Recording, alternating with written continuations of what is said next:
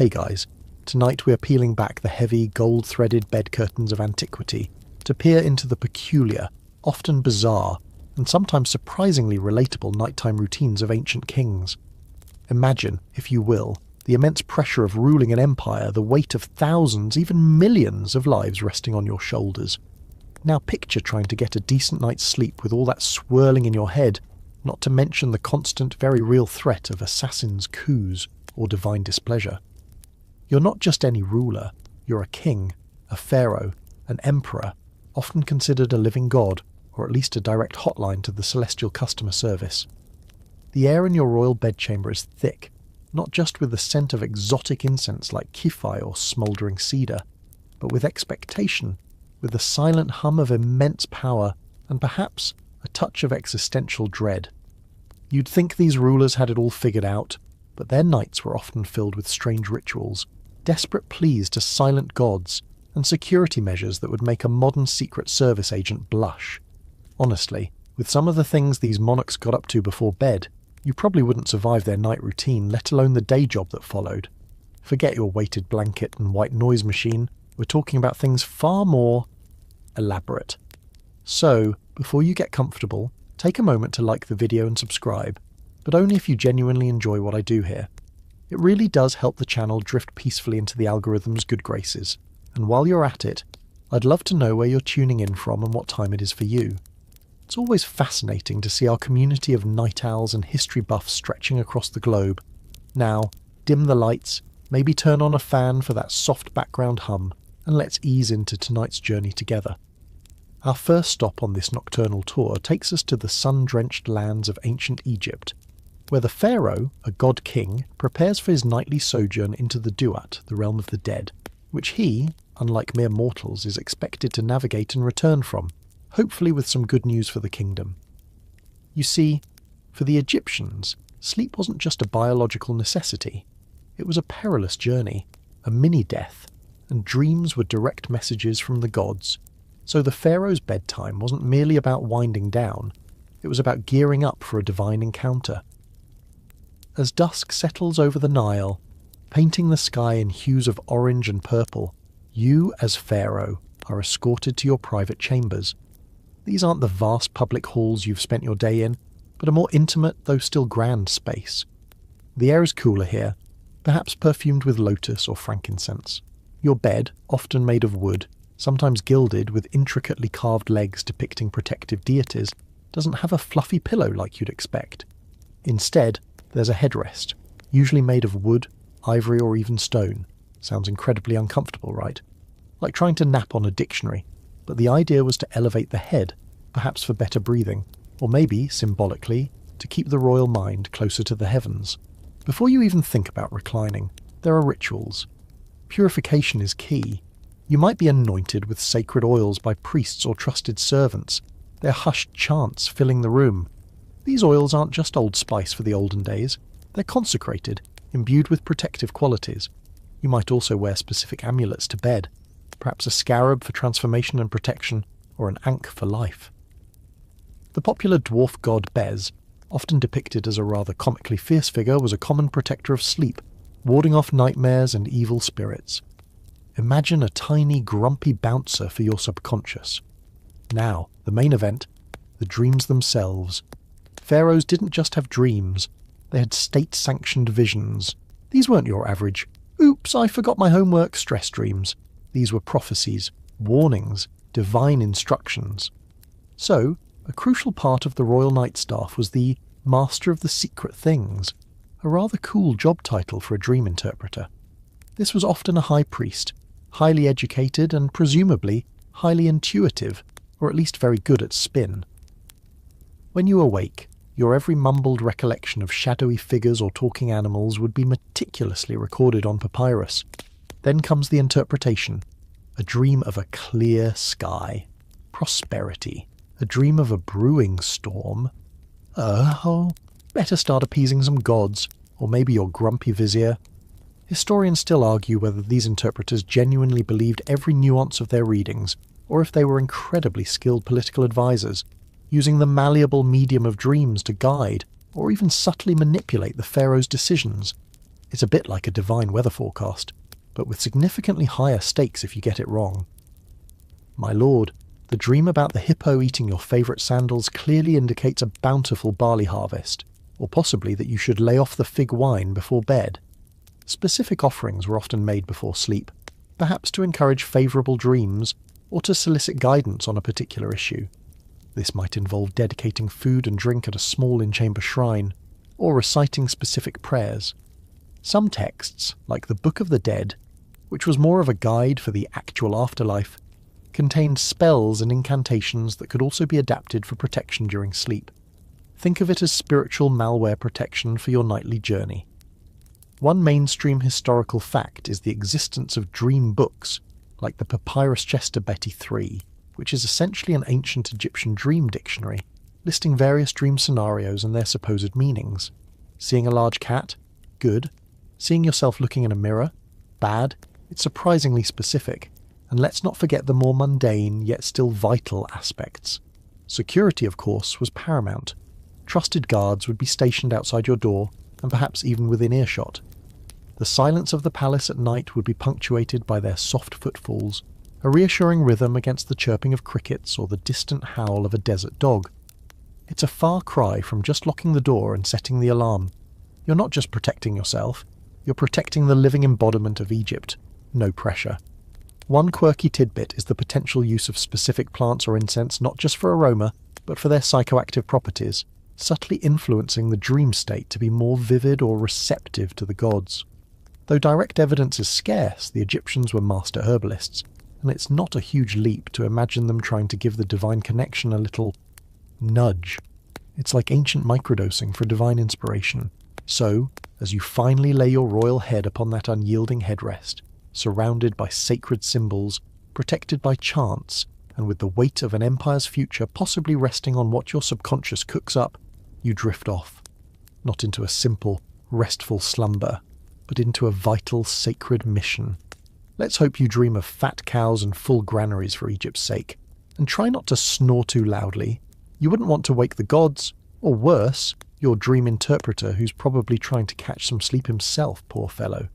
The sun sets over the Palatine Hill, and Rome, a city of marble and ambition, slowly quiets, though never truly sleeps. You, however, are not just any Roman. You are Gaius Caesar Augustus Germanicus, known to history and perhaps to your exasperated staff as Caligula. Your nights are different. While the Egyptian pharaoh sought divine messages through sleep, you, in your rather unique imperial style, seem to prefer a more direct pre-sleep consultation. After a day of, shall we say, unconventional ruling, perhaps appointing your horse to high office, or planning a rather showy invasion of Britain by ordering your soldiers to collect seashells, you prepare for a night that is less about rest and more about celestial tete-a-tetes. Your imperial bedchamber in the Domus Tiberiana is opulent, of course. Silks from the east, mosaics depicting heroic scenes, perhaps some of your own imagined victories, and the ever-present scent of expensive perfumes. But the real focus of your late-night attention isn't the plushness of your mattress, which, unlike the pharaoh's austerity, would have been stuffed with fine wool or feathers.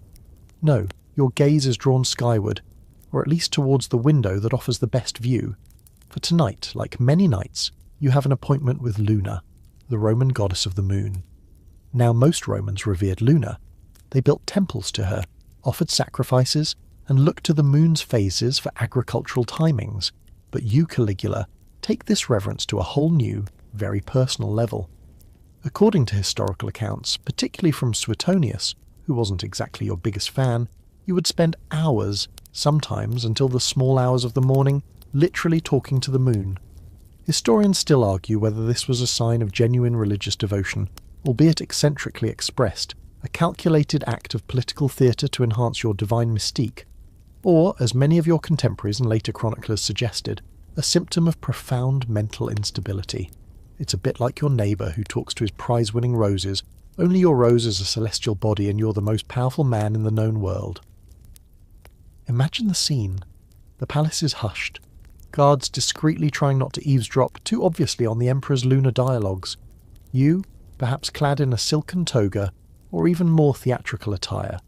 Suetonius mentions you sometimes dressed as various gods or goddesses, so why not for a chat with Luna? Stand by the window or pace your chamber, addressing the silent, silvery disk in the sky. What did you talk about? Suetonius claims you would invite the moon into his embraces. One can only imagine the one-sided pillow talk.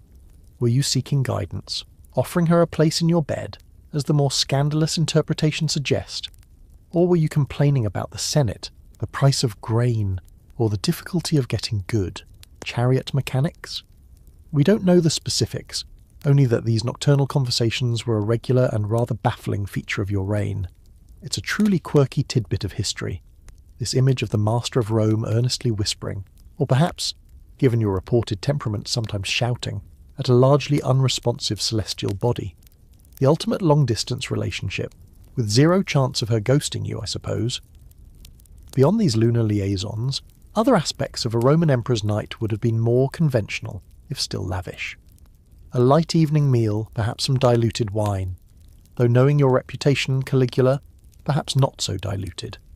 Entertainment might have included musicians playing soft melodies on the lyre or cithara, or perhaps a storyteller recounting tales of gods and heroes, which might have given you further inspiration for your own divine role-playing. A warm bath, scented with oils, was a Roman staple, and a pre-sleep soak would have been a luxurious way to wash off the stresses of the day, or in your case, the glitter from your latest costume. Security, of course, was even more intense than for the pharaoh. The Praetorian Guard, your personal bodyguards, were a constant presence. Their loyalty was paramount, though history shows even they could be persuaded to switch allegiances. Your sleeping chamber would have been deep within the palace complex, a fortress within a fortress. Double-checking locks, secret passwords, food tasters for that late-night snack, all standard procedure when you're at the top of a rather slippery Roman pole. One mainstream historical fact is that Roman emperors, even the seemingly unhinged ones, were often highly aware of omens and portents. A bad dream, an owl hooting at the wrong time, a sudden clap of thunder, these could all be seen as divine warnings, and priests or diviners would be consulted, much like in Egypt. You, Caligula, were reportedly quite superstitious, despite your own divine pretensions.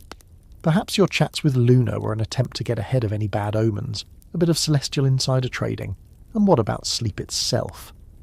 Assuming you eventually tired of your conversation with the moon, or she finally set on you, would you drift off easily? Given the accounts of your erratic behaviour, your paranoia, and your, let's say, active social life, a peaceful, untroubled slumber might have been elusive. Perhaps you too had headrests, though Roman pillows were generally softer than their Egyptian counterparts. You might have even employed someone to read to you, a lector, lulling you to sleep with soothing passages from Virgil, or, knowing you, perhaps something a bit more racy from Ovid. The sheer absurdity of trying to get the ruler of the known world to just go to bed like a normal person is quite amusing. No, Caesar, Luna needs her beauty sleep too, and so do you. Now, how about a nice glass of warm milk, with a hint of poppy, perhaps?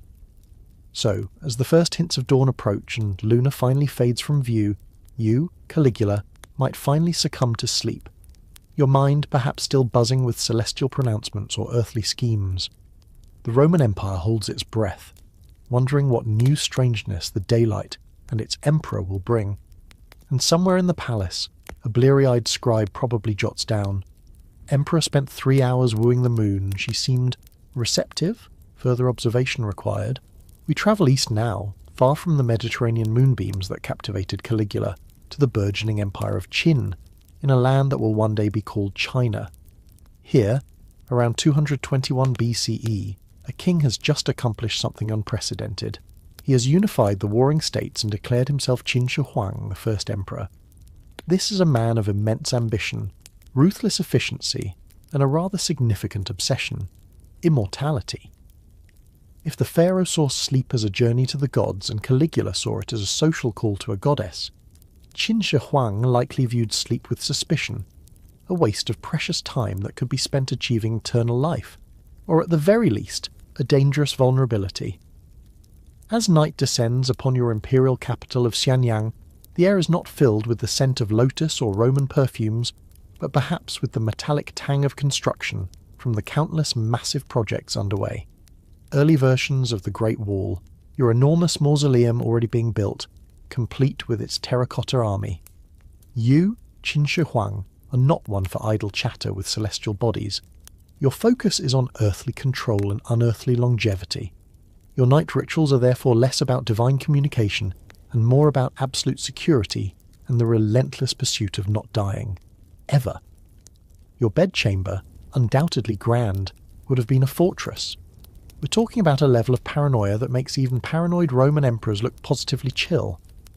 One quirky, though perhaps apocryphal tidbit, is the legend that the emperor had numerous identical palaces and would sleep in a different one each night, his location a closely guarded secret, even from many of his own court.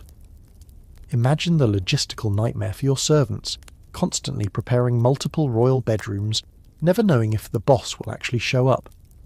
Is it the Palace of Perpetual Serenity tonight, or the Pavilion of Pointless Paranoia? Flip a coin. This constant movement was designed to thwart assassins who, given your rather heavy-handed unification policies, burning books and burying scholars alive tends to make a few enemies, were a very real concern. Before you even consider retiring to one of these secret locations, there would be meticulous security sweeps. Guards, loyal to the death, or else, would patrol not just outside, but within the palace complexes. It's said that your inner sanctum was a labyrinth of passages and hidden doors, designed to confuse intruders and allow you a quick escape. You might even have body doubles, further complicating any assassination plots. It's like a real-life game of Where's Waldo, but with significantly higher stakes and more pointy objects involved. Then there's the immortality quest.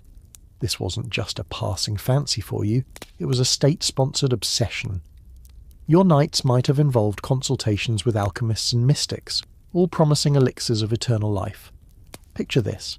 Instead of a soothing cup of chamomile tea before bed, you're presented with a murky concoction of jade powder, mercury, or other exotic and likely highly toxic substances. Drink this, Your Majesty. It's guaranteed to make you live forever. Or at least until breakfast if you're lucky. Many of these elixirs contained heavy metals, and historians still argue whether Qin Shi Huang's early death at 49 was, ironically, hastened by these very attempts to prolong his life. It's a cosmic joke of the cruelest kind. So your pre-sleep routine might involve examining reports from expeditions sent to find mythical lands like Penglai Mountain, where immortals were said to dwell, and the elixir of life supposedly grew. You might be dictating orders for the next group of unfortunate souls to be sent on these invariably fruitless quests. Sleep, in this context, is an interruption to the vital work of not dying. One mainstream historical fact is the sheer scale of his tomb complex discovered in the 1970s, with its thousands of life-size terracotta warriors, chariots, and weapons, all designed to protect him and serve him in the afterlife he was so desperately trying to avoid reaching. He was essentially building his own eternal timeshare, fully staffed. What about dreams? While not perhaps seeking prophetic guidance like the pharaohs, it's likely that an emperor so fixated on his own mortality and legacy would have paid close attention to his dreams. Any dream foretelling danger, or conversely hinting at the success of his immortality quest, would have been scrutinized. He employed court diviners and astrologers, so dream interpretation, albeit with a Qin dynasty spin, probably involving more mercury, would have been part of the nocturnal landscape. A dream of a dragon offering you a peach, Your Majesty. Excellent. That means the elixir is working, or you just really fancy a peach. The actual sleeping arrangements, beyond the secrecy, would have been luxurious by the standards of the time, but perhaps not restful. The constant fear, the weight of a newly forged and often resentful empire, and the side effects of those health drinks couldn't have made for a peaceful slumber. You might have had attendants fanning you, not just for comfort, but to keep away insects, or perhaps even to create a subtle white noise to mask any suspicious sounds. The silence of your secret chamber would be heavy, pregnant with the knowledge that countless people were working, even through the night, on your grand projects. The wall, the canals, the tomb, all driven by your iron will. So as you finally lie down, perhaps on a lacquered wooden bed with silk cushions, in a room few even know you occupy, your mind isn't on celestial dialogues or sacred journeys. It's on a race against time, a desperate gamble for eternity. The shadows in the corners of the room might seem to shift, not with spirits, but with the ghosts of those you've conquered, or the assassins you fear. Every creak of the floorboards, every distant shout in the city is a potential threat. Sleep for Qin Shi Huang wasn't a release, but a temporary grudging surrender. Let's hope your terracotta army doesn't snore. That would be truly unsettling. We journey now across the vast Pacific, though of course no one in our current era is aware of such a crossing. We find ourselves in the vibrant, teeming city of Tenochtitlan, the capital of the Aztec Empire, a marvel of engineering built on an island in Lake Texcoco, sometime in the early 16th century, just before the world as they knew it was about to be irrevocably shattered. You are Montezuma II, the Huey Tlatoani, the great speaker, revered ruler of a powerful and complex civilization. Your knights, like those of the rulers we've already visited, are steeped in ritual and profound spiritual significance, but with a uniquely Mesoamerican flavour. As the sun god Huitzilopochtli makes his fiery descent behind the distant volcanoes, casting long shadows across the causeways and canals of your magnificent city, you prepare for the night. Tenochtitlan, with its bustling markets, fragrant Chinampa gardens and towering pyramids, quiets, but a different kind of energy emerges, the spiritual hum of a city deeply connected to its cosmos. Your palace, perhaps the one described by the astonished Spanish conquistadors as being vast enough to house a small town with its aviaries, menageries and botanical gardens, is a hub of this nocturnal energy. Your evening would likely begin with a specific kind of indulgence, one that has since conquered the world, though in a very different form, cacao. But this isn't your comforting mug of Swiss Miss. For the Aztecs, cacao, or xocolatl, was a divine substance, a gift from the god Quetzalcoatl. It was bitter, often spiced with chili peppers, vanilla, and other herbs, and frothed to a thick foam. You, Montezuma II, were said to consume vast quantities of it, sometimes from golden goblets. Historians still argue whether this high consumption was purely for pleasure. For its stimulating effects, cacao contains theobromine, a mild stimulant, or for ritualistic purposes, perhaps to enhance spiritual awareness or induce a particular state of mind before sleep or important ceremonies. It's like having an espresso an hour before bed, but make it sacred and spicy. The cacao might have been part of a larger pre-sleep ritual. Cleansing was important, perhaps a bath in a dedicated chamber, scented with flowers or herbs from your extensive gardens. The Aztecs were meticulous about hygiene. Attendants would assist you, their movements precise and reverent. You might be adorned in fine cotton robes, perhaps decorated with feathers, a symbol of divinity and status. The air in your private quarters would be thick with the scent of copal incense, burned to purify the space and carry prayers to the gods. This wasn't just about smelling nice, it was spiritual pest control. A quirky tidbit often mentioned is Montezuma's alleged melancholy or contemplative nature, especially as omens heralding upheaval began to appear before the arrival of the Spanish. Your nights might have been spent in deep thought, perhaps consulting with priests or wise men about the meaning of these portents, comets, floods, strange births. Sleep for you might not have been an escape, but a period of intense internal searching or even dread. The weight of prophecy hung heavy. Another flaming ear of corn in the sky, Your Majesty? Yes, the gods are definitely trying to tell us something. Possibly that they're having a barbecue. Your sleeping arrangements would have been comfortable, though perhaps not in the way a European monarch would expect. Mats woven from fine reeds or jaguar skins might have covered the floor, and your bed could have been a raised platform with cotton blankets and pillows stuffed with tree cotton, kaipok. The room itself would be adorned with intricate carvings, murals depicting mythological scenes, or perhaps symbols of your lineage and power. One mainstream historical fact is the importance of dreams in Aztec culture. Like the Egyptians, they believed dreams were a conduit to the gods and the spirit world. So, a dream interpreter, a Temexi-Huitiani, would have been a crucial member of your entourage. Your nighttime visions, perhaps of jaguars, eagles, or serpents, all powerful symbols in Aztec cosmology, would be carefully recounted and analysed for their divine messages.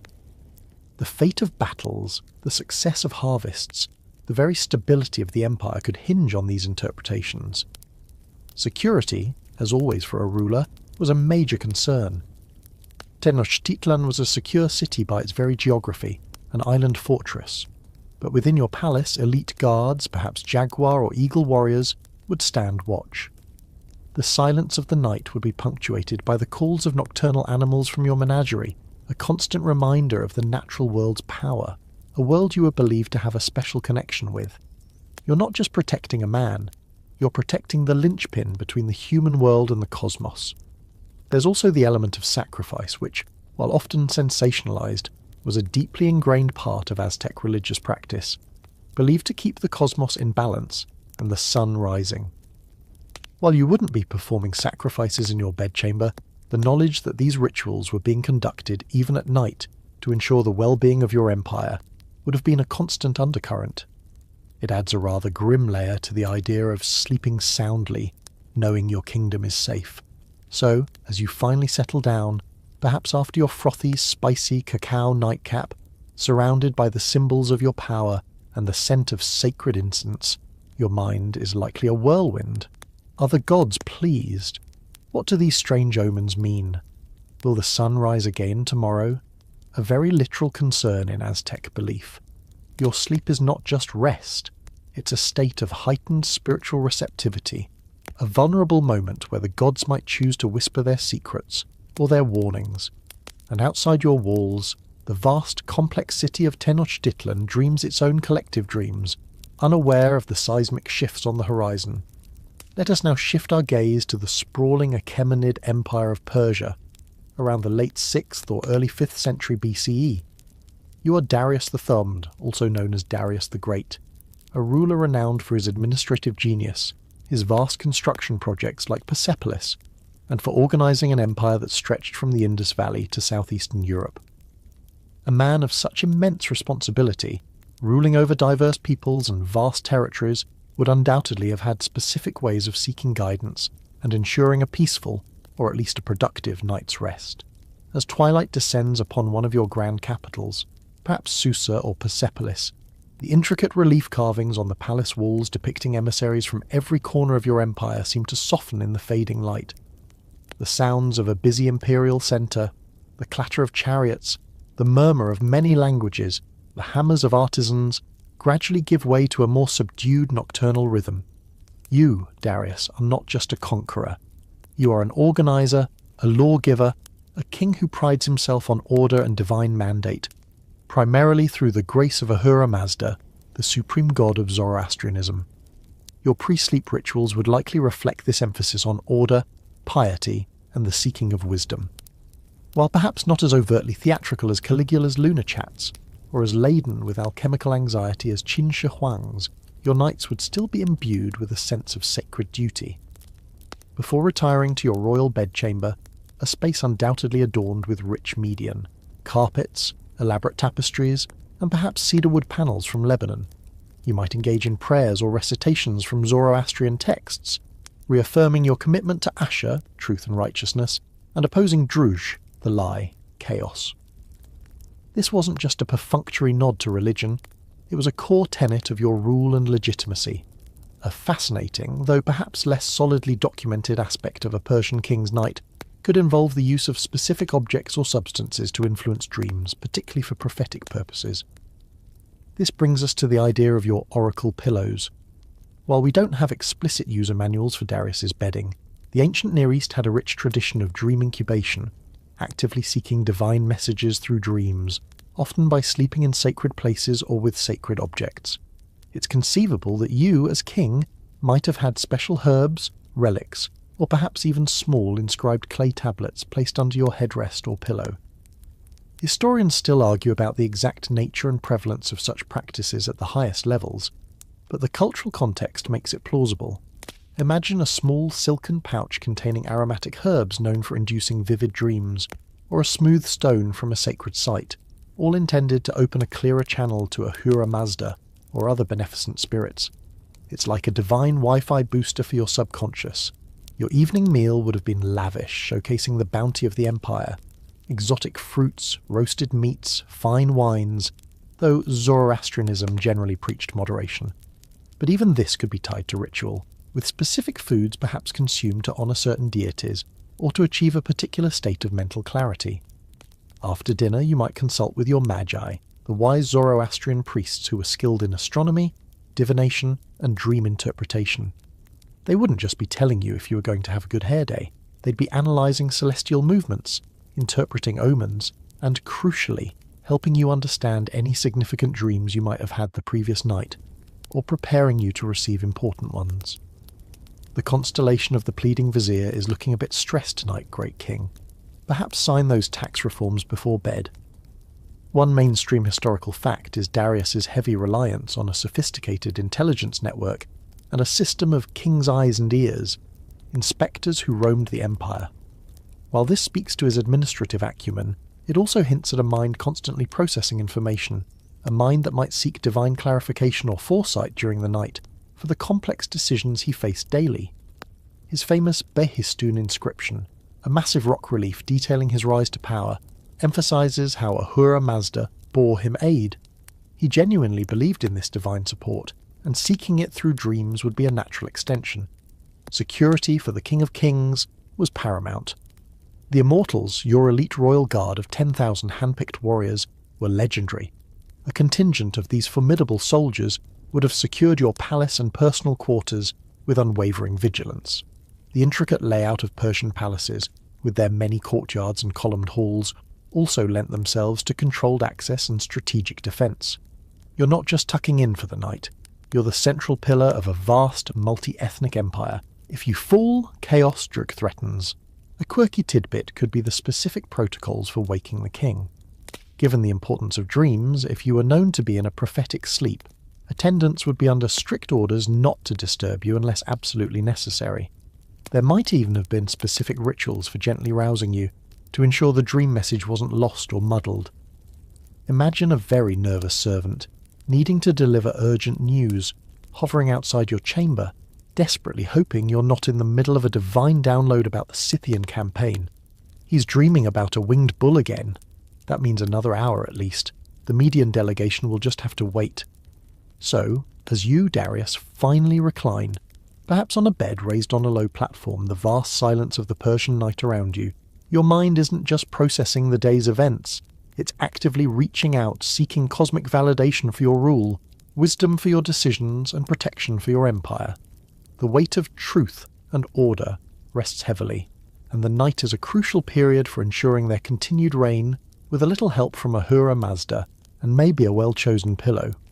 We journey south now to the Indian subcontinent, specifically to the Mauryan Empire in the 3rd century BCE. You are Ashoka the Great, a ruler whose story is one of dramatic transformation. Initially a fierce conqueror, much like his grandfather Chandragupta Maurya, Ashoka experienced a profound change of heart after the bloody Kalinga War. He embraced Buddhism, renounced aggressive warfare, and dedicated his reign to Dharma, a concept encompassing duty, righteousness, and non-violence. This profound shift would have undoubtedly reshaped not just his policies, but his personal life, including his night rituals. As evening prayers and the scent of sandalwood incense drift from monasteries and homes across Pataliputra, your bustling capital on the Ganges, you, Ashoka, prepare for a night that is less about divine prophecy or imperial paranoia, and more about cultivating inner peace and reflecting on your duties as a righteous king. The opulence of the Mauryan court, which Greek ambassador Megasthenes described with awe, would still surround you, but its focus, and yours, has subtly shifted. Your bedchamber, while comfortable and secure, is perhaps less a display of raw power, and more a space for contemplation. After your conversion to Buddhism, your pre-sleep routine likely involved practices aimed at calming the mind and fostering compassion. Meditation, a cornerstone of Buddhist practice, would almost certainly have been part of your evening. Imagine yourself, the mighty emperor who once commanded vast armies, now sitting quietly, perhaps on a simple mat, focusing on your breath, observing your thoughts without judgment, and cultivating mindfulness. This isn't about receiving messages from gods in the same way a pharaoh or an Aztec Tlatoani might. It's about understanding the nature of suffering and the path to enlightenment, for yourself and for your people. A quirky tidbit might be that you, once a keen hunter, now found your evening entertainment not in lavish banquets or martial displays, but perhaps in listening to Buddhist monks recite sutras or engaging in philosophical discussions with them. The roar of the crowd replaced by the murmur of wisdom. Your Majesty, Tonight's discourse will be on the impermanence of chariot wheels. Riveting stuff. One mainstream historical fact is Ashoka's famous edicts, inscribed on pillars and rocks throughout the empire, promoting dharma, religious tolerance, social welfare, including medical facilities for humans and animals, and respect for all life. Your nights, therefore, might have involved reviewing these edicts, considering new ways to implement them, or reflecting on their impact. Instead of dreaming of conquest, you might be pondering how to improve road conditions for pilgrims or ensure fair treatment for your officials. It's a different kind of imperial burden, one focused on moral governance. Historians still argue about the depth and exact nature of Ashoka's personal Buddhist practice versus its political utility in unifying a diverse empire, but the sincerity reflected in his edicts suggests a genuine internal shift. Your evening meal would likely have become simpler, perhaps largely vegetarian, in line with Buddhist principles of ahimsa, non-harming. The lavish feasts of your predecessors might have given way to more modest fare. While you were still an emperor, with all the attendant responsibilities and the need to project a certain authority, the emphasis would have shifted from ostentation to ethical living. Your nightcap wouldn't be a divine cacao or a mercury-laced elixir, but perhaps just a simple cup of water or herbal infusion. Security, of course, remained essential.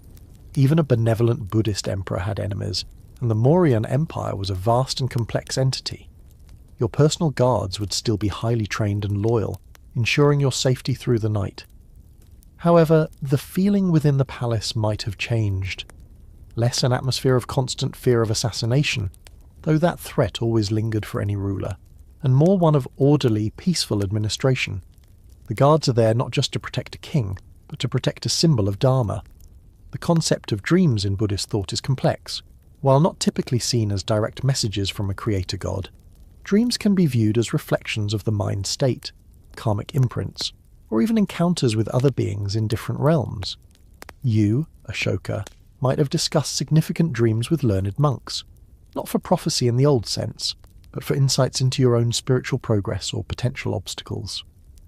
I dreamt I was chasing a deer, venerable sir, but then I stopped and offered it a mango. Is this progress, or do I just need more fruit in my diet? The overall ambience of your nighttime routine would be one of seeking tranquility and wisdom. Perhaps you would listen to soft music, not the boisterous tunes of a victory celebration, but calming melodies played on a veena or flute. You might read or have read to you texts on philosophy or ethics. The goal is not to gear up for a spiritual battle or a divine chat, but to quiet the internal clamour, to prepare for a sleep that ideally leads to a more awakened state, both literally and figuratively, the next day. So, as you, Ashoka, finally lay down, perhaps on a comfortable but not overly ostentatious bed, the sounds of the city of Pataliputra a distant hum, your mind is not wrestling with immortality quests or celestial conversations. It's settling, like dust in a still room, reflecting on the Dharma, on the welfare of all beings. Your sleep is not a journey into a perilous underworld, but a necessary rest for a mind dedicated to building a kingdom of righteousness. The most powerful man in India, seeking not to conquer the world, but to conquer himself, one mindful evening at a time. Let's steer our temporal vessel back westward, towards the Fertile Crescent, the cradle of civilization, but we're stopping a bit earlier than Darius in the 18th century BCE. You are Hammurabi, king of Babylon, a ruler whose name is virtually synonymous with one thing: law. The famous Code of Hammurabi, inscribed on a towering diorite stele, wasn't just a set of rules, it was a declaration of his divinely ordained role as a shepherd of his people, a king of justice. So how does a king obsessed with order and divine justice prepare for his nightly rest? As the Mesopotamian sun, a relentless orb for much of the year, finally dips below the horizon, casting long shadows from the ziggurat of Marduk, Babylon's patron god, a different kind of order settles over the bustling city. The clamour of the markets, the creak of irrigation wheels, the chatter in Akkadian tongues begins to subside. You, Hammurabi, have spent your day dealing with petitioners, overseeing vast public works, perhaps planning military campaigns, and of course, ensuring your laws are understood and enforced. Your nights are unlikely to be about wild abandon. They are an extension of your commitment to Masharam, justice, and Kittim, truth. Your royal bedchamber, situated within the heavily fortified palace complex, would be a testament to Babylonian artistry, glazed bricks, intricate reliefs, and fine textiles. But the most significant decoration might be an intangible one, the weight of the law. Before sleep, it's highly plausible that you engaged in rituals designed to reaffirm your connection to the gods of justice, particularly Shamash, the sun god, who was also the god of justice and divination, and from whom you claim to receive your laws. This might involve prayers, libations, or the burning of specific incense known to be pleasing to these deities. It's about ensuring the divine pipeline of justice remains clear. Oh Shamash, grant me wisdom, and perhaps a hint on how to deal with that guy who sold a shoddy ox. The man's a menace. A unique aspect of your pre-sleep routine, and this is where your law-centric persona really shines, could have involved the recitation of legal texts, or specific incantations related to justice and order. While we don't have direct evidence of Hammurabi being read his own top 282 hits before bed, the oral tradition was strong, and the solemn recitation of laws or hymns praising justice could have served multiple purposes: a meditative focus, a reminder of your responsibilities, and a way to symbolically extend the rule of law even into the realm of night and dreams. Historians still argue about the literacy rates in Babylon, even among the elite, but key legal principles or summaries could certainly have been part of such a ritual. Imagine a priest or a trusted scribe chanting, "If a man builds a house shoddily and it collapses, as he shall be put to death. Sweet dreams, O king." It's a rather stark lullaby, but very on brand. One mainstream historical fact is the deep Babylonian belief in omens, divination, and the power of dreams. Hepatoscopy, inspecting animal livers, was a major form of divination, but dream interpretation was also crucial. Your dreams, as king, wouldn't be seen as random firings of neurons, but as potential messages from the gods about the state of the kingdom, impending threats, or the justice of your decrees. Therefore, like other ancient rulers, you would have had skilled dream interpreters on staff. They wouldn't just be looking for generic good or bad signs. They'd be looking for dream symbolism that related specifically to legal matters, social order, or divine approval of your judgments. You dreamt of a perfectly balanced scale, great king. Excellent. The gods approve of yesterday's ruling on the disputed barley field. Or you might just need a new set of scales for the granary. A quirky tidbit relates to the Mesopotamian concern with demons and malevolent spirits, particularly those that might attack during the vulnerable state of sleep. Your bedchamber would have been protected by apotropaic rituals and objects, perhaps lamassu figures, human-headed winged bulls or lions, guarding the entrances, or incantations inscribed on clay tablets placed near your bed. You might even wear specific amulets designed to ward off Lilu, male demons, or Lilitu, female demons, often associated with a figure similar to Lilith. It's not just assassins you're worried about, it's supernatural home invaders.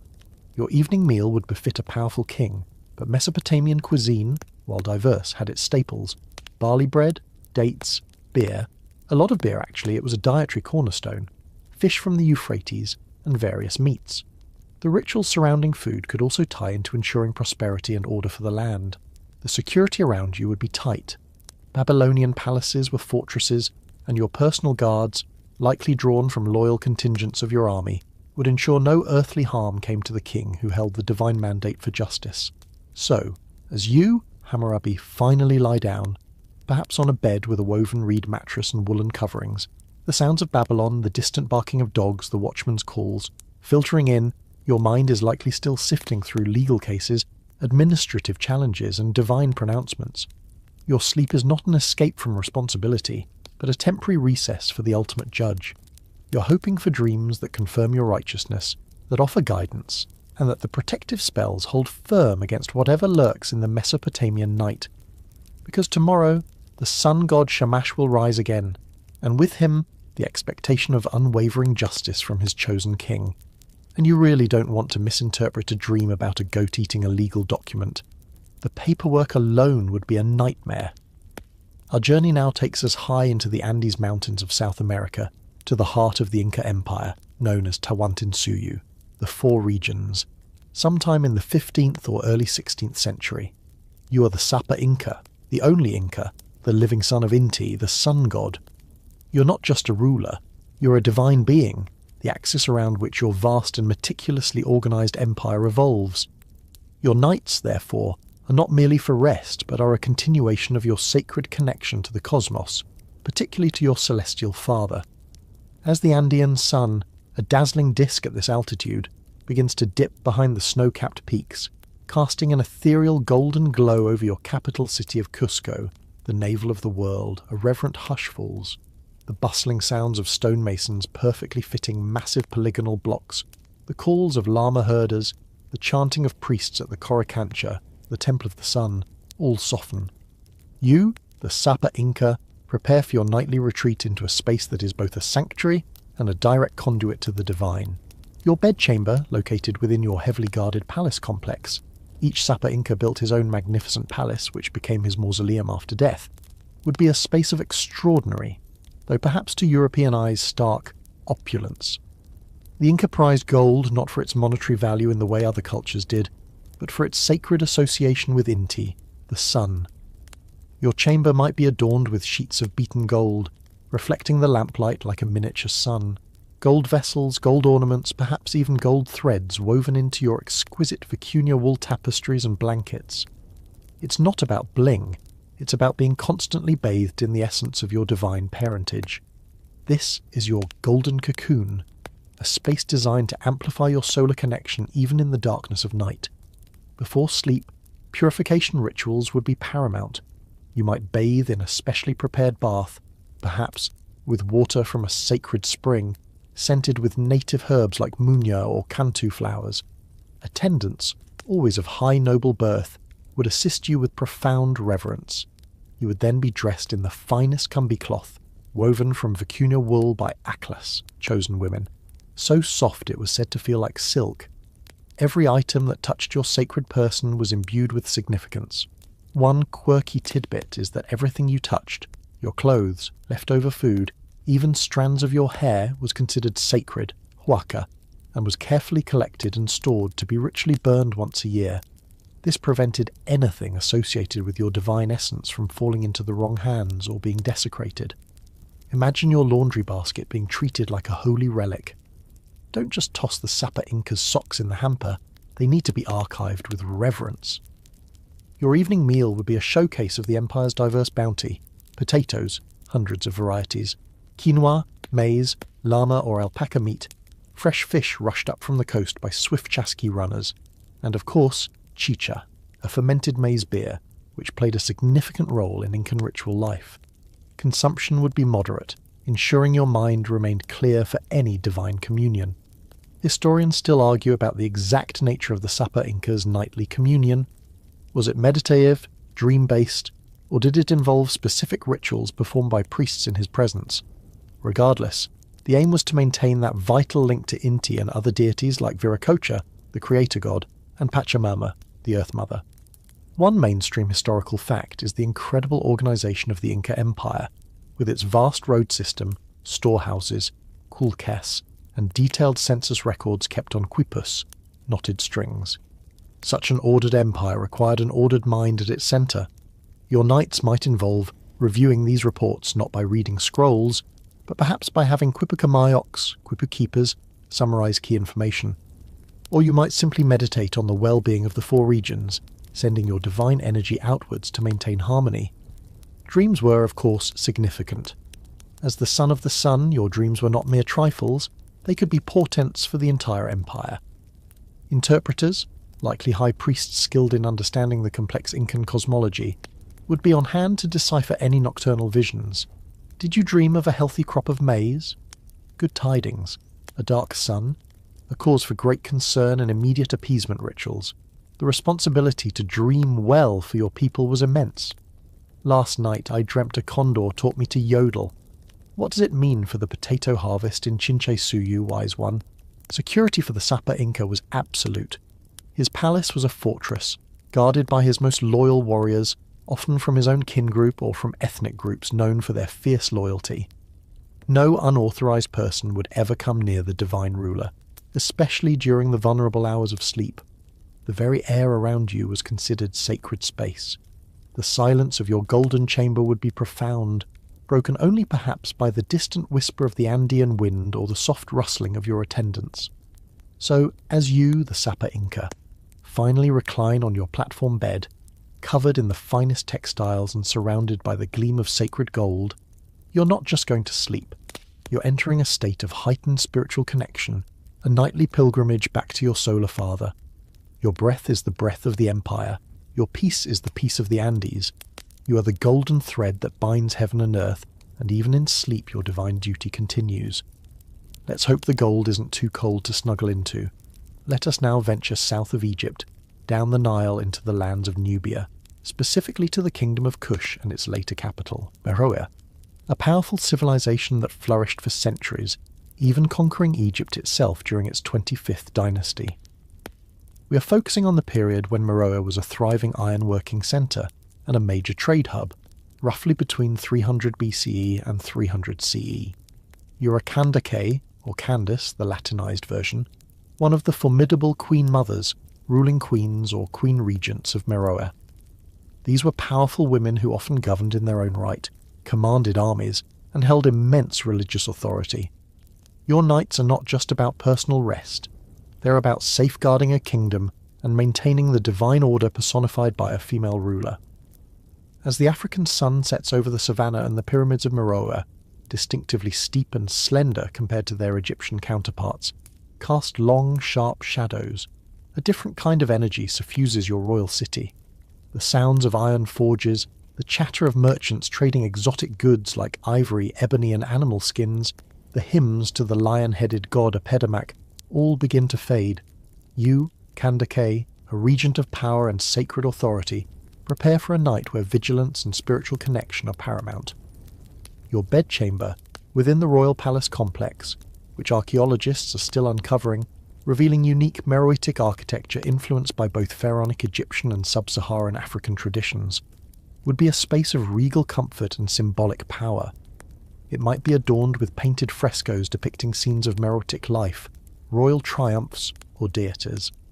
Furnishings could include intricately carved wooden beds with woven fibre mattresses and fine cotton or linen textiles, perhaps dyed in vibrant colours. The air might be scented with local resins or incense, different from the frankincense and myrrh further north, perhaps something derived from acacia or other native plants. A crucial aspect of your night could revolve around what we might call starlit guardians. The Meroats were keen observers of the heavens, and their religion was rich with astral symbolism. Apedamac, a principal Meroitic deity, was sometimes associated with stars or constellations. It's plausible that your pre-sleep rituals, or even the orientation of your sleeping chamber, were aligned with specific celestial events or bodies considered protective or empowering for a ruling queen. Historians still argue about the specifics of Meroitic astronomy and its direct application to royal nightly routines, but the general importance of the cosmos in their worldview is clear. Imagine priests or priestesses conducting quiet rites to invoke the protection of these celestial guardians, ensuring no malevolent influence, astral or earthly, disturbs your royal slumber. The Lion constellation is particularly bright tonight, Great Queen. Apedamac watches over your rest. Another form of guardian could have been more literal. The Meroats revered lions as symbols of royalty and power. While you probably didn't have a live lion padding around your bedroom, though who knows, stranger royal pets have existed, motifs of lions would have been everywhere, on jewellery, reliefs, and furniture, serving as constant apotropaic symbols. Perhaps there was a belief that the spirits of these powerful animals guarded the Candace at night. One quirky tidbit is the prominent role of women in Meroitic society, far more so than in many contemporary cultures. Candaces often ruled independently or alongside their sons, commanded armies, and were depicted in art as strong, imposing figures. Your night rituals might therefore include elements specifically celebrating female power and lineage, perhaps invoking ancestral queen spirits for guidance and protection. Before sleep, you might consult with priests or priestesses of the local deities, like Apedamac, or the Egyptian-derived Isis and Amun, who were also worshipped in Kush. These consultations wouldn't just be about interpreting dreams, though that was likely important too, but about ensuring the overall spiritual well-being of the kingdom and your continued favour with the gods. Offerings would be made, prayers recited. One mainstream historical fact is the existence of a unique Meroitic script, still only partially deciphered. It's tantalising to think what texts, hymns, prayers or royal chronicles, might have been read or recited in your presence before you retired. Security for a Kandake would be robust. Meroe was often in conflict with its neighbours, including Roman Egypt to the north and various desert tribes. Your palace guards would be elite warriors, fiercely loyal to their queen. The layout of the royal enclosure at Meroe suggests a concern for defence and controlled access. You're not just a ruler, you're the embodiment of Kushite sovereignty, a tradition stretching back centuries. Your evening might also involve reviewing reports from trade caravans or military commanders. Meroe controlled vital trade routes, and its wealth depended on this commerce. Staying informed was crucial. You might also be involved in planning construction projects, as the Kandakes were known for their building activities, including temples and palaces. Sleep for you is not an escape from these duties, but a necessary pause to recharge your formidable energies. So, as you Kandake finally recline, perhaps on a bed adorned with symbols of your power and divine favour, the sounds of the African night around you, the distant roar of a real lion, the chirping of insects, the whisper of the wind across the savannah, you are enveloped by a sense of ancient authority and resilience. Your dreams might be of victorious battles, prosperous trade, or conversations with the powerful gods of Kush. You're a link in a long chain of formidable female rulers, and even in the quiet of your chamber, your strength and wisdom guard your kingdom. Let's hope the celestial lions are doing their job well. We now find ourselves in the opulent heart of the Ottoman Empire, in 16th century Constantinople, or, as it's increasingly known, Istanbul. You are Suleiman the Magnificent, the 10th and longest reigning sultan, a period considered the zenith of Ottoman power, artistic achievement, and legal reform. Your knights, as the absolute ruler of a vast empire stretching across 3 continents, are a complex interplay of unimaginable luxury, ever-present political intrigue, and the profound responsibilities of a caliph, the leader of the Islamic world. As the muezzin's call to evening prayer, the Isha, echoes across the minarets of the Hagia Sophia and the newly constructed Suleymaniye Mosque, your grand project, a sense of structured calm descends upon the Topkapi Palace. This sprawling complex, a city within a city, is the nerve centre of your empire, and your private chambers within the harem are its most fiercely guarded sanctum. You, Suleiman, renowned for your poetic talents, under the pen name Muhibi, lover, as much as your military prowess, prepare for a night that is as much about maintaining absolute control as it is about finding personal solace. Your bedchamber, deep within the secluded harem, is a masterpiece of Ottoman design. Iznik tiles, with their vibrant floral patterns in blues, turquoises and reds, adorn the walls. Intricate mother-of-pearl inlay decorates wooden furniture. Rich silk brocades from Bursa and velvets from Italy cover divans and cushions. The air is perfumed with ambergris, musk or rosewater. Yet, beneath this veneer of sensuous luxury lies an undercurrent of constant vigilance. One truly quirky and ingenious tidbit about your nocturnal security is the rumoured existence of whispering walls or listening tubes. These were supposedly secret acoustic channels built into the walls, allowing you, or your most trusted eunuch guards, to overhear conversations in adjacent rooms or corridors. Historians still argue about the extent and effectiveness of such systems, but the paranoia of high-stakes court politics makes such innovations entirely plausible. It's like having a 16th century bugging system ensuring no conspiracy goes unheard, even in the dead of night.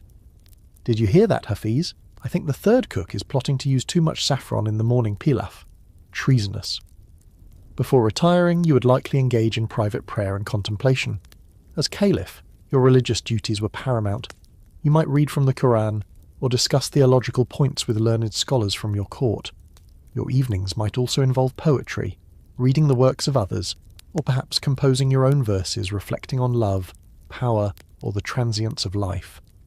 This intellectual and artistic side of your nature provided a counterpoint to the harsh realities of imperial rule. One mainstream historical fact is Suleiman's deep love for his wife, Hurrem's Sultan, Roxelane, a former slave girl who rose to become his legal wife and a woman of immense political influence. Your late evenings might involve conversations with her, discussing not just personal matters but affairs of state, as she was one of your closest confidants. The harem itself, often sensationalized in the West, was a complex imperial institution, your household, and the place where future generations of the dynasty were raised. Its intricate rules and hierarchies were all designed to support and protect the sultan.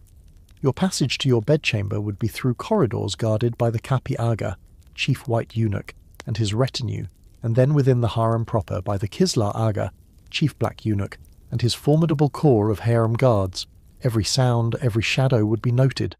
Security was not just about listening tubes and eunuch guards. Your food and drink would be meticulously prepared and tasted to prevent poisoning, a constant fear for rulers of the era. Your sleeping garments, made of the finest silks or linens, would be fresh each night. Your bed, likely a raised platform covered with luxurious mattresses and bolsters, might even have a canopy of heavy brocade, not just for grandeur, but also offering a sliver of extra protection or privacy. Even the choice of who attended you in your most private moments was a matter of intense courtly manoeuvring and absolute trust, and dreams. In Islamic tradition, dreams can be a source of guidance or warning. As sultan and caliph, your dreams would be considered particularly significant. You would likely have dream interpreters among your religious advisors, individuals skilled in tabir al-ru'ya, Islamic dream interpretation. A dream of a white horse might signify victory, while a dream of a falling star could be an ill omen. These interpretations could influence policy, or at least your mood for the coming day. I dreamt I was composing a ghazal with a talking nightingale, Imam Effendi. Does this mean a flourishing of the arts, or should I just stick to prose for a while? So, as you, Suleiman, finally settle into your magnificent bed, surrounded by the silent, watchful harem, the vast Ottoman Empire outside your walls continues its nocturnal hum. The Janissaries patrol the city, ships lie at anchor in the Golden Horn, and across your sprawling domains, governors and pashas look to Istanbul for direction. Your mind, even in the pre-sleep quiet, is likely a tapestry of strategic calculations, poetic musings, and the subtle awareness of the immense power you wield and the equally immense dangers that come with it. The whispering walls, if they existed, listen with you, guarding the heart of an empire at its dazzling, dangerous peak. Let's journey back eastward, to an earlier time and a more enigmatic figure. We arrive in ancient Japan during the Yayoi period, likely in the late 2nd or early 3rd century CE. You are Himiko, or Pimiko, the mysterious queen of Yamatai Koku, a powerful kingdom mentioned in Chinese historical texts like the Records of the Three Kingdoms. What makes Himiko particularly intriguing is that she was not just a political ruler, but also a shamaness, said to occupy herself with magic and sorcery, bewitching the people. Her nights, therefore, would be deeply intertwined with her spiritual duties, and her role as an intermediary between her people and the kami, gods or spirits. As the sun sets over the rice paddies and wooden stilt houses of what might have been your capital in either Kyushu or Kinai, historians still argue passionately about Yamatai's exact location, a unique kind of quiet descends. This isn't the ordered silence of a vast bureaucratic empire, but the watchful hush of a community deeply attuned to the rhythms of nature and the unseen world of spirits. You, Queen Himiko, a figure of immense religious and political authority, rarely seen in public, prepare for a night that is less about personal comfort and more about sacred communion. Your dwelling, perhaps a larger, more elaborate version of the raised floor structures common in Yayoi, Japan, would be secluded, possibly within a sacred precinct. It wouldn't boast the stone grandeur of Rome or Persepolis, but its power would lie in its spiritual significance. The materials would be natural, wood, thatch, woven mats. The air would be clean, perhaps scented with the smoke from purifying fires, or the subtle fragrance of native blossoms. One quirky tidbit from the Chinese chronicles is that after Himiko became ruler, few people saw her face. She was attended by 1,000 women, and only one man, her younger brother, acted as her intermediary for communicating with the outside world and serving her food and drink. This seclusion speaks volumes about the sacred, almost untouchable aura cultivated around her. Imagine your entire social life consisting of 1,000 female attendants and your brother bringing you snacks. More rice balls, sis? The delegation from Wei is getting restless. Your pre-sleep rituals would be centered on purification and preparation for spiritual engagement. Shinto, the indigenous religion of Japan, places great emphasis on purity, Kagare vs. Harai. You would likely perform misogi, ritual ablutions with water, perhaps at a special font or natural spring within your sacred enclosure. You might don simple, clean garments, probably of hemp or bark cloth, suitable for sacred rites. The goal is to be ritually pure to approach the kami. Historians still argue about the exact nature of Himiko's magic and sorcery. Was it ecstatic shamanic journeying, complex divination rituals, or acting as an oracle? Whatever its form, it was the bedrock of her power. One mainstream historical fact, also from Chinese sources, is that Himiko was unmarried and ruled through her spiritual authority. Her nights might involve long periods of fasting, meditation, or chanting to enter a trance state, allowing her to communicate with the kami, seek their guidance on matters of state, like harvests, wars, or alliances, or convey their will to her people, via her brother, of course. This isn't about interpreting a dream after the fact. This is about actively seeking a divine encounter, a direct download from the spirit world. Her bedchamber might be more accurately described as a sacred space for these shamanic practices. The sleep of a shamanist like Himiko might not always be restful in the conventional sense. If she engaged in trance journeys, her body might be still, but her spirit was believed to be travelling to other realms. Attendants would watch over her, ensuring her physical safety and maintaining the sanctity of the space. They would be highly attuned to any signs or utterances she might make during these states. The concept of dreaming here blurs with visioning or receiving oracles. Upon returning to ordinary consciousness, her pronouncements would be treated as divine decrees. Security for Himiko would be less about guards with spears, though some physical protection was undoubtedly present, and more about maintaining her sacred isolation. The 1,000 women attendants weren't just servants.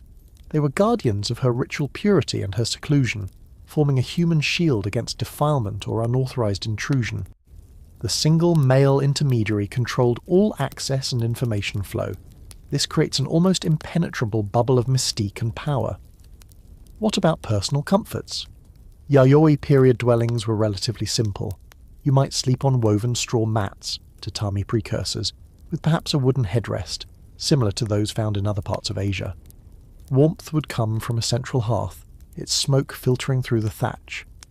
The focus was not on luxury but on spiritual efficacy. A simple meal, perhaps of rice, fish, and foraged vegetables, would be eaten before her nocturnal rituals began. It's hard to imagine her demanding late-night takeout after a long session of bewitching the people. So as you, Queen Himiko, settle into your sacred space for the night, the sounds of the Japanese archipelago around you, the rustling of bamboo, the croaking of frogs, the distant cry of a night bird, are not just background noise. They are part of the living, breathing world of kami that you are so intimately connected to. Your night is a vigil, a spiritual quest, a direct line to the divine forces that shape the destiny of Yamatai. The fate of your kingdom rests not on armies or laws, but on your ability to navigate the unseen world and bring back its wisdom. And your brother better be taking good notes. Let us journey to Southeast Asia, to the heartland of the Khmer Empire, around the early to mid-12th century. You are Suryavarman II, the king immortalized as the builder of Angkor Wat, that breathtaking temple complex which was not only a place of worship, but also his future mausoleum and a symbolic representation of the Hindu cosmos. Your nights, as a god-king deeply invested in monumental acts of devotion and statecraft, would be a blend of royal responsibility, religious piety, and perhaps architectural obsession.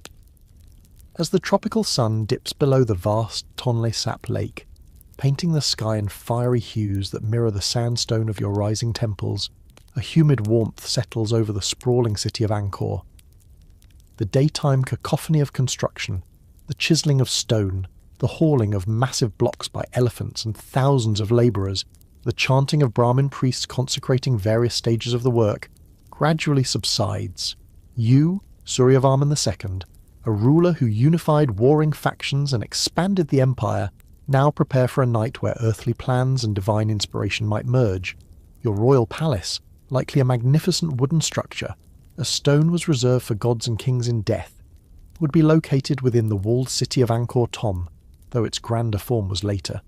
It would be filled with intricate carvings, gilded surfaces and fine silks from India and China, reflecting the wealth and cosmopolitan nature of the Khmer court. Your bedchamber would be a luxurious sanctuary, cooled by breezes flowing through open pavilions or by attendants with large fans. The air might be scented with champaka flowers or sandalwood incense, essential for Hindu rituals. A significant part of your evening, particularly during the decades-long construction of Angkor Wat, might have involved reviewing architectural plans or maquettes.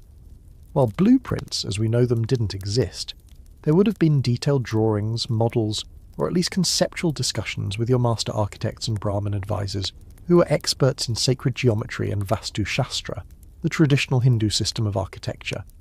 Historians still argue about the precise methods used to design and execute such a complex structure, but the king's direct involvement is highly probable. Imagine you, by lamplight, poring over palm leaf manuscripts detailing the precise alignment of galleries, with celestial events, or the iconographic program for the miles of bas-reliefs, depicting scenes from the Mahabharata and Ramayana. It's like doing homework for the gods, on a colossal scale. No, the churning of the ocean of milk needs more devas and fewer asuras on this panel, and make sure Vishnu looks appropriately serene. This ties into the concept of dream incubation, which we touched upon with Darius. Given that Angkor Wat was dedicated to Vishnu and was intended to be a heaven on earth, Vaikuntha, it's plausible that you, Suryavarman II, might have engaged in practices to seek divine inspiration or approval for the temple through your dreams. This could involve specific meditations, prayers to Vishnu, or even sleeping in a consecrated part of the palace, or a temporary shrine, hoping for a vision that would guide the temple's construction or confirm its sacred efficacy. One quirky tidbit is the sheer audacity of Angkor Wat. It's the largest religious monument in the world. Such a monumental undertaking almost demands a degree of divine communication, or at least a very confident king who believes he's channeling it. One mainstream historical fact is that Khmer kings were considered Devarajas, or god-kings. Your nightly rituals would reinforce this divine status. This would include prayers and offerings, perhaps performed with the assistance of your Brahmin Purohitas, chief priests. The lustration, ritual bathing, would be important, using sacred water, perhaps perfumed with jasmine. You would be adorned in fine silks and gold jewellery, even in the privacy of your chambers, because you were always, to some extent, on duty as a divine being. Security for the Devaraja was, of course, critical. The Khmer Empire faced external threats and internal rivalries. Your palace would be heavily guarded by elite troops, perhaps the royal bodyguard depicted in the bas-reliefs, armed with spears and shields. The layout of Angkor, with its massive reservoirs, barrays, and defensive walls, also contributed to the capital's security. You're not just protecting a man, you are protecting the divine intermediary whose well-being ensures the prosperity and cosmic order of the kingdom. Your evening meal would be a lavish affair, featuring rice, freshwater fish from the Tonle Sap, tropical fruits, and curries, reflecting the rich agricultural bounty of the region, all managed by the complex hydraulic engineering system you oversaw. Entertainment might include court dancers performing scenes from Hindu epics, their graceful movements perhaps even inspiring the sculptors working on the temple reliefs. So, as you, Suryavarman II, finally recline, perhaps on a high wooden bed with silk cushions, the sounds of the tropical night, the chirping of geckos, the distant calls of exotic birds, the rustling of palm leaves, fill the air. Your mind is likely abuzz with the monumental task of building your personal mountain temple to Vishnu. You're weighing architectural decisions, military strategies, and matters of state, all while hoping for a sign, a dream, a whisper of divine approval from the god you are so spectacularly honouring. The stones of Angkor Wat are rising block by painstaking block, a testament to your ambition, your piety, and perhaps a few divinely inspired all-nighters spent with the blueprints. Let us now travel to West Africa, to the vibrant and incredibly wealthy Mali Empire during the early 14th century. You are Mansa Musa the Worn, arguably the most famous of the Malian emperors, whose lavish Hajj, pilgrimage, to Mecca in 1324 to 1325 quite literally put Mali on the medieval map, astounding onlookers with its sheer display of gold. Your knights, as the ruler of a vast Islamic empire renowned for its scholarship, trade, and of course its staggering wealth, would be a fascinating blend of Islamic piety, royal grandeur, and unique West African traditions.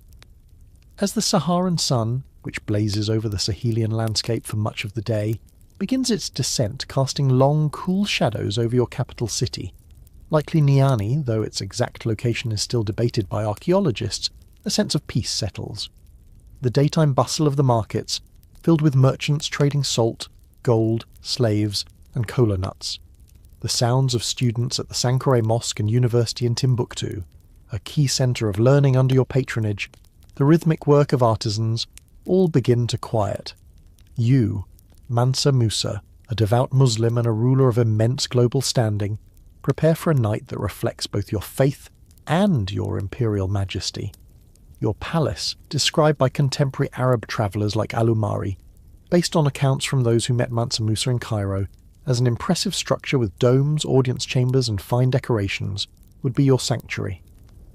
Within its walls, your bedchamber would be a space of comfort and security, likely furnished with rich carpets, cushions and textiles acquired through trans-Saharan trade, or crafted by skilled local artisans. The air might be scented with African incense or perfumes. A particularly charming and culturally significant aspect of your pre-sleep routine could involve the presence of royal griots, jali or jili. Griots are West African historian storytellers, poets, and musicians, oral traditionalists who preserve and recite genealogies, histories, and praise songs. It's highly conceivable that you, Mansa Musa, would have had your personal griots in attendance during the evening. Historians still argue about the daily minutiae of the Mansa's private life, but the griot's role was central to Manda culture. Imagine, instead of a court jester or a lute player, you have a master orator and musician, perhaps playing the kora, a harp lute, or balafon, a xylophone-like instrument, reciting the epic deeds of your ancestor Sundiata Keita, the founder of the Mali Empire, or singing soothing songs designed to praise your lineage and ensure a peaceful imperial slumber. It's like having a living, breathing, and incredibly talented historical podcast lull you to sleep. And then, O great Mansa, your great-great-grandfather, the Lion King Sundiata, declared, but perhaps that's a tale for after you've had your mint tea. One mainstream historical fact is Mansa Musa's devout Islamic faith.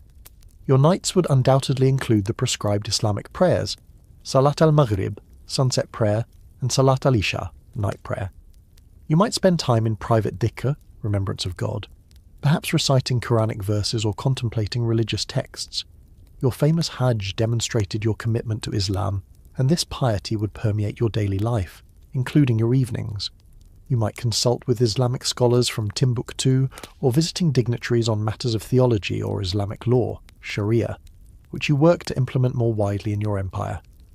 A quirky tidbit related to Mansa Musa's wealth is the sheer amount of gold he distributed during his Hajj, so much so that it reportedly depressed the price of gold in Cairo for over a decade. While this speaks to Mali's immense resources, it also hints at a ruler who understood the power of spectacle and generosity. Your evenings might involve reviewing accounts from your treasuries, or planning further acts of patronage for mosques, schools, or charitable causes. Sleep, for you, might be a brief respite from managing an economy literally dripping in gold. Security for the Mansa would be a serious affair. The Mali Empire was vast, encompassing many different ethnic groups and regions. Your palace guards would be elite, loyal warriors, perhaps drawn from specific military corps or trusted lineages. The descriptions of your public audiences, where petitioners approached with great deference, sometimes dusting themselves as a sign of humility, suggest a well-established court protocol designed to protect the Mansa and emphasize his supreme authority. You're not just a king, you're the guardian of a golden age. Your evening meal would reflect the bounty of the Sahel and the trans-Saharan trade routes, grains like sorghum and millet, rice, beef or lamb, dried fruits and honey. You would likely dine with close advisors or family members, though court etiquette would be strictly observed. After your meal, and perhaps your session with the griots, you would retire. Your dreams as a powerful Muslim ruler would be taken seriously.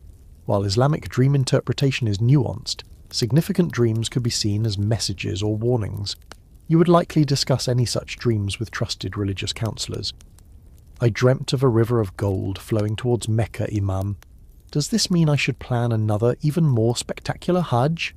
So, as you, Mansa Musa, finally recline, perhaps on a raised bed covered with fine cotton or leather, the sounds of the West African night, the chirping of crickets, the distant drumming from a village celebration, the soft strumming of a kora from a nearby courtyard, create a unique soundscape. Your mind is filled with the responsibilities of ruling a wealthy, influential Islamic empire. The echoes of your griot's praises, and the quiet hum of your own faith. You are a beacon of African power and piety, and even as you sleep your legend continues to grow, one golden night at a time. Let's return to Egypt, but to a later, very different era, the Ptolemaic kingdom, which ruled from the death of Alexander the Great in 323 BCE until the Roman conquest in 30 BCE. You are one of the Ptolemies, perhaps Ptolemy II Philadelphus, known for his patronage of the arts and sciences, or a later ruler grappling with internal strife and Roman encroachment. Your capital is Alexandria, a cosmopolitan marvel, home to the legendary Great Library and the Museum, a centre of scholarship that drew intellectuals from across the Hellenistic world. Your nights, as a Greek pharaoh ruling over an Egyptian populace, would be a fascinating synthesis of Greek intellectualism and ancient Egyptian traditions. As dusk settles over the glittering harbours of Alexandria, the great Pharos lighthouse beginning its nightly vigil, casting its beam far out into the Mediterranean, the city's vibrant intellectual and commercial life begins to wind down, though it never truly ceases. The chatter in Greek, Egyptian, Hebrew, and a dozen other languages in the bustling marketplaces and symposia softens. You, a Ptolemaic ruler, a descendant of one of Alexander's generals now styled as a pharaoh, prepare for a night where scholarly pursuits might mingle with age-old Egyptian beliefs about sleep and dreams.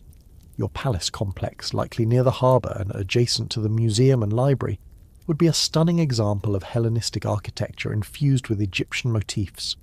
Think Greek columns and peristyle courtyards alongside sphinxes and hieroglyphic inscriptions. Your bedchamber would be opulent, filled with fine Greek furniture, Egyptian art, papyrus scrolls, and perhaps even astronomical instruments. The air might be scented with kaifi, that classic Egyptian incense we encountered with the earlier pharaohs. Remember that crocodile dung sunscreen? Probably not in this palace, but the incense stuck around. Or perhaps with rose and myrrh, favoured by the Greeks. A key aspect of your Ptolemaic night, especially if you are a scholarly ruler like Ptolemy II, might involve keeping a detailed dream log, or oneirocriticon. The Greeks, like the Egyptians, placed great importance on dreams, oneiros. Artemidorus of Daldis, who lived a bit later, wrote a famous book on dream interpretation, but the practice was ancient. With the great library at your disposal, filled with texts on every conceivable subject, including divination and dream theory from various cultures, you would have access to unparalleled intellectual resources. Historians still argue about the direct influence of library scholars on the personal dream practices of the Ptolemies, but the environment was ripe for it. Imagine yourself, after waking, dictating your dreams to a scribe, not just the general gist, but specific symbols, colours, emotions. This dream log would then be analysed, perhaps by scholars from the museum or by priests trained in both Greek and Egyptian oneiromancy. Last night I dreamt I was debating Aristotle while riding a griffin through the library. The griffin kept insisting on shelving philosophy under mythical creatures. What does it mean, Callimachus? One mainstream historical fact is the Serapeum in Alexandria, a grand temple dedicated to Serapis, a syncretic Greco-Egyptian god created by the Ptolemies to unify their diverse subjects. Serapis was, among other things, associated with healing and oracles, and dream incubation was practiced at his temples. While you, as ruler, might not sleep at the public Serapeum, you might have a private shrine to Serapis, or engage in similar incubation rituals within the palace, seeking divine guidance on matters of state, health, or dynastic succession. This blending of traditions is a hallmark of the Ptolemaic era. A quirky tidbit could be the sheer multiculturalism of your dream interpreters. You might have a Greek philosopher analysing your dream through the lens of Platonic allegory, an Egyptian priest comparing it to the papyrus Chester Beatty III. Remember our Pharaoh's Dream Dictionary? And maybe even a Babylonian exile offering Chaldean astrological insights. It's like a united nations of dream analysis, all dedicated to figuring out what your royal subconscious is up to. The Egyptian says it's a good omen, the Greek says it's an unresolved Oedipal complex, and the Babylonian says I should avoid shellfish for a week. Very helpful, chaps. Security for a Ptolemaic ruler was a complex affair. The dynasty was often plagued by internal family rivalries, sibling marriages and murders were not uncommon, and popular uprisings by the native Egyptian population, not to mention the looming power of Rome. Your palace guard would consist of loyal Macedonian and Greek mercenaries, and perhaps some trusted Egyptian units. The palace itself would be a fortified compound. You are a foreign ruler in an ancient land, and while you might adopt pharaonic titles and imagery, your grip on power could often be precarious.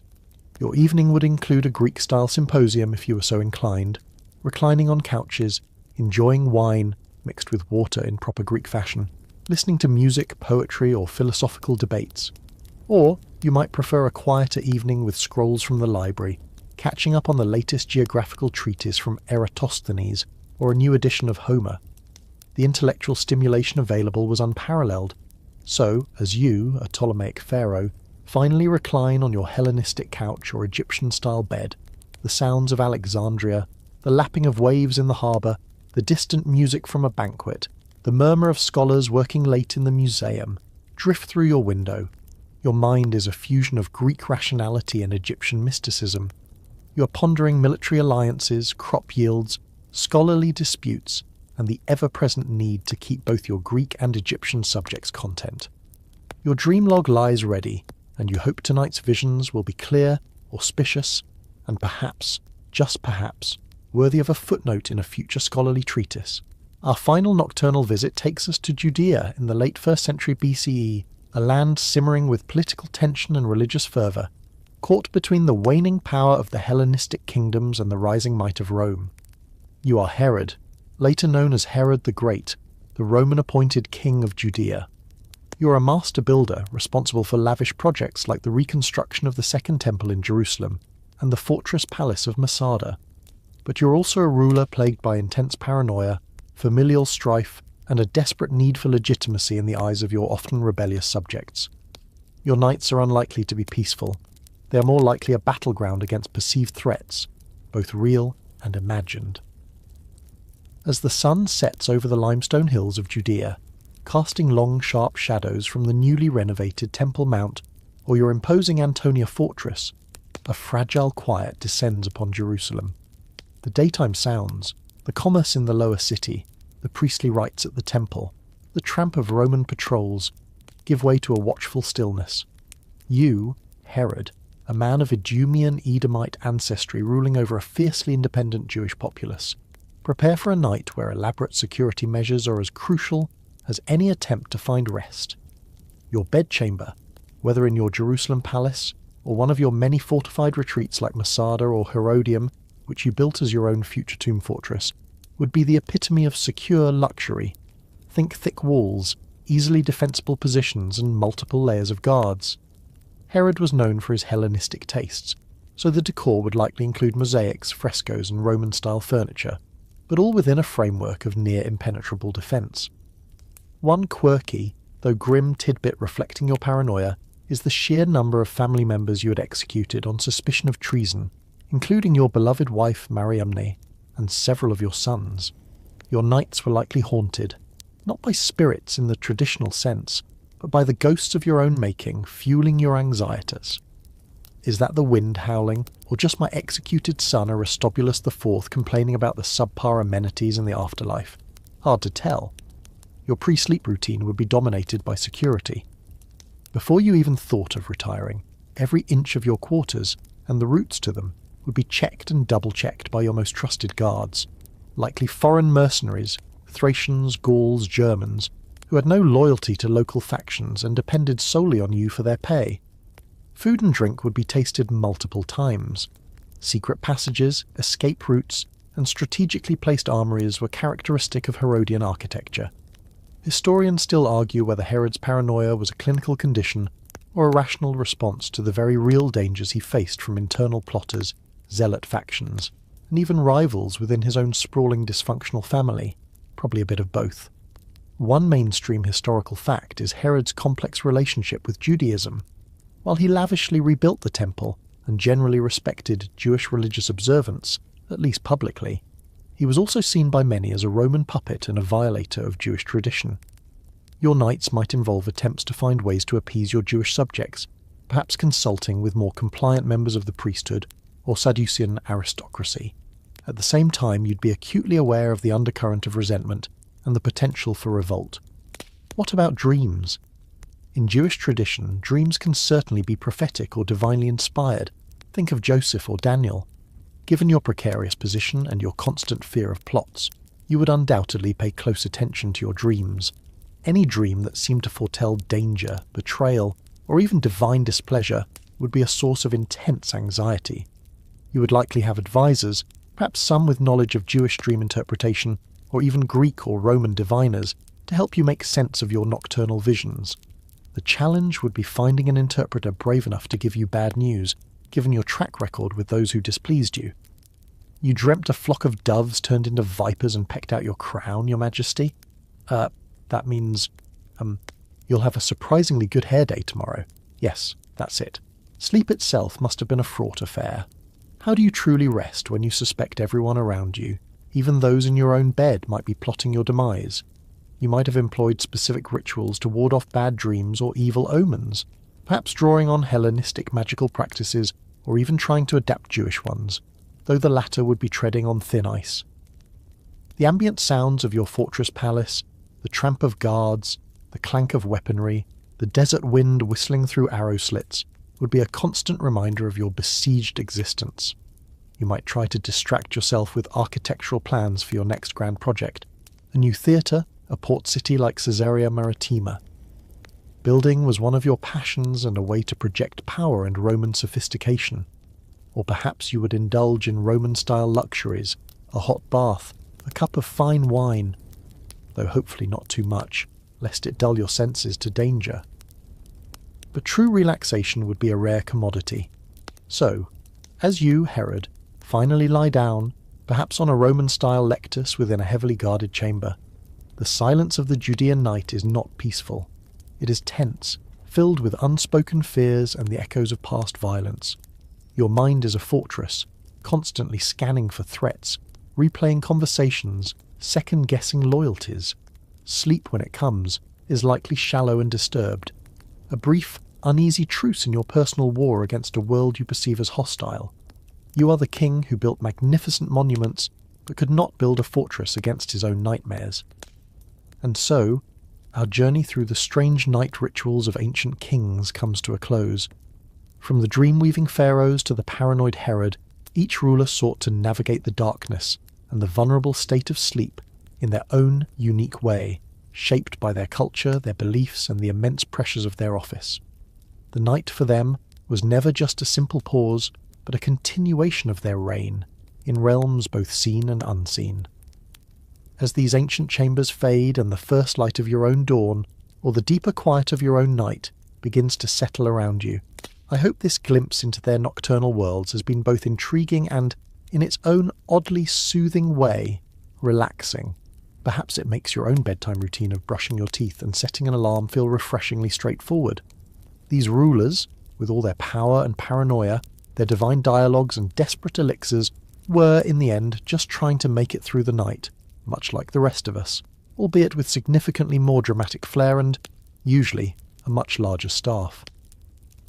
May your own dreams be peaceful, free of imperial anxieties and whispering walls. Our final nocturnal visit takes us to Judea in the late 1st century BCE, a land simmering with political tension and religious fervour, caught between the waning power of the Hellenistic kingdoms and the rising might of Rome. You are Herod, later known as Herod the Great, the Roman-appointed king of Judea. You're a master builder, responsible for lavish projects like the reconstruction of the Second Temple in Jerusalem and the fortress palace of Masada. But you're also a ruler plagued by intense paranoia, familial strife, and a desperate need for legitimacy in the eyes of your often rebellious subjects. Your nights are unlikely to be peaceful. They are more likely a battleground against perceived threats, both real and imagined. As the sun sets over the limestone hills of Judea, casting long, sharp shadows from the newly renovated Temple Mount or your imposing Antonia fortress, a fragile quiet descends upon Jerusalem. The daytime sounds, the commerce in the lower city, the priestly rites at the temple, the tramp of Roman patrols, give way to a watchful stillness. You, Herod, a man of Idumean Edomite ancestry ruling over a fiercely independent Jewish populace, prepare for a night where elaborate security measures are as crucial as any attempt to find rest.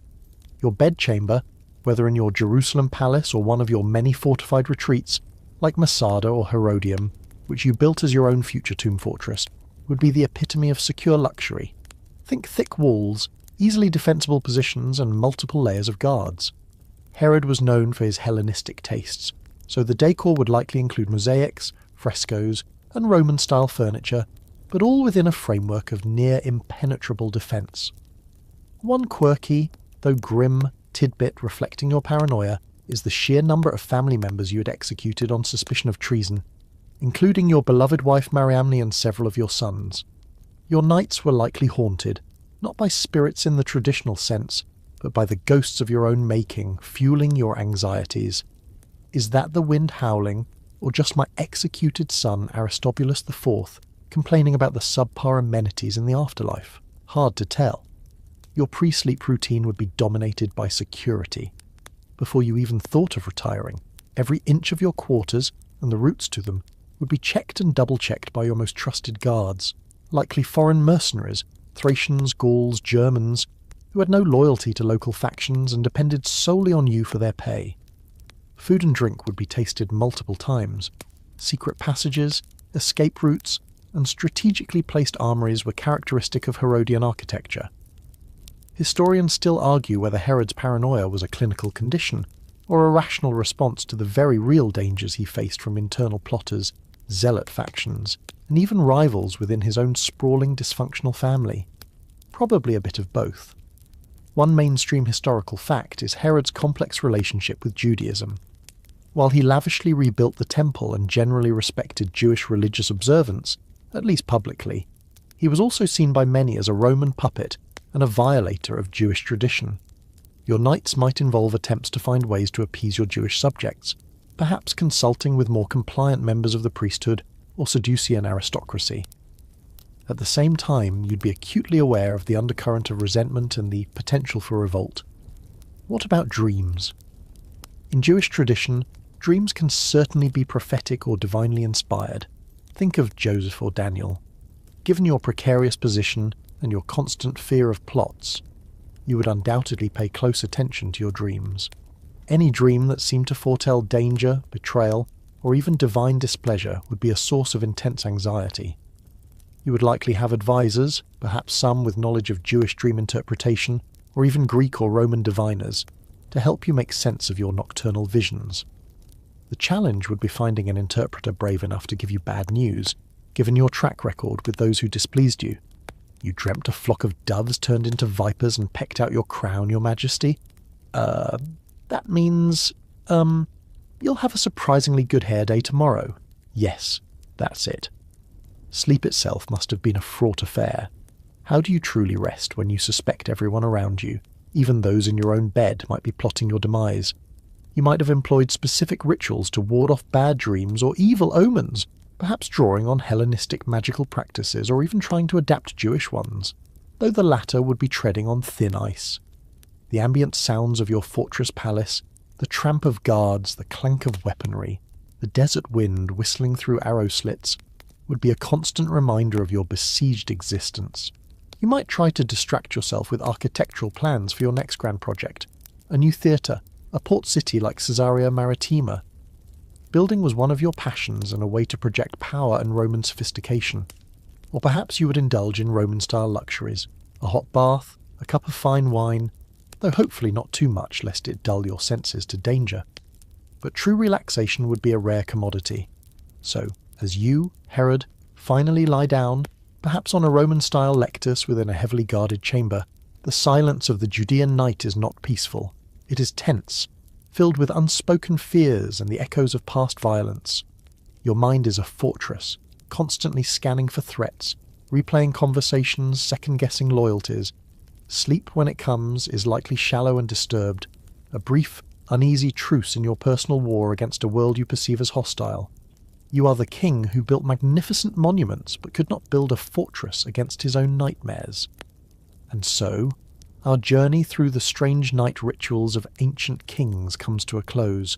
From the dream-weaving pharaohs to the paranoid Herod, each ruler sought to navigate the darkness and the vulnerable state of sleep in their own unique way, shaped by their culture, their beliefs, and the immense pressures of their office. The night, for them, was never just a simple pause, but a continuation of their reign in realms both seen and unseen. As these ancient chambers fade and the first light of your own dawn, or the deeper quiet of your own night, begins to settle around you, I hope this glimpse into their nocturnal worlds has been both intriguing and, in its own oddly soothing way, relaxing. Perhaps it makes your own bedtime routine of brushing your teeth and setting an alarm feel refreshingly straightforward. These rulers, with all their power and paranoia, their divine dialogues and desperate elixirs, were, in the end, just trying to make it through the night, much like the rest of us, albeit with significantly more dramatic flair and usually a much larger staff. May your own dreams be peaceful, free of imperial anxieties and whispering walls. The echoes of their grand, and sometimes peculiar efforts to find peace in the darkness can now recede, allowing your own thoughts to soften, to quiet, as you drift into a far more tranquil slumber. The weight of crowns and empires is not yours to bear tonight. There are no elixirs to test, no omens to decipher, only the gentle invitation of rest. Let the quiet enfold you, and may your journey into dreams be serene and untroubled.